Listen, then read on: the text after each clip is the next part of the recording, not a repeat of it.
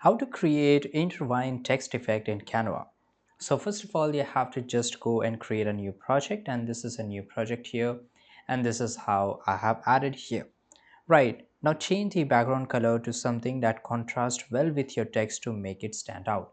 Right, so let me just move out each and everything from here. Select the background, right, and let me just close this. Select the background, go to color section, and everything should be in contrast. For example, I like this one, right, and here now I can just remove it. Let me just resize here, and this is my one of my head, right. Now this look really good here because I want a bigger head. Now go to the text tool and add a new text box. So this is a text tool here.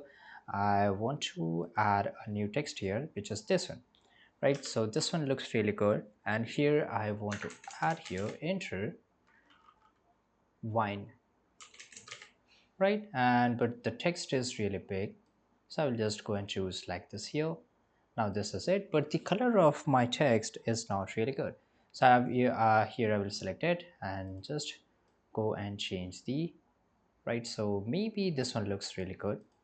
Right, now here for example I want to rotate a little bit here, right, and I want to put it behind, right. So as you can see here, but this image is my completely png, right. The background is completely removed. If you have a Canva Pro, then select the image, click on background remover, or you can just go to Google here and search for remove.bg. This is a free website which can remove the background of any image, right. So this is how it's look.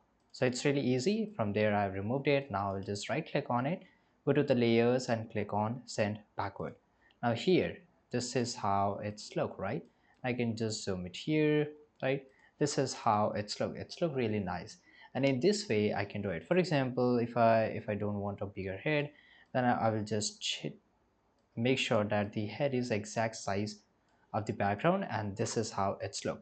If you want to add a depth, for example, select the image here, go and click on edit, right. In the edit section, there we have an option which is called shadows, and this is a glow one, right, but I have to make it a little bit bigger, right, and this is how I can just add a depth to my subject, right. This is how you can do so. Thanks for watching this video. Subscribe.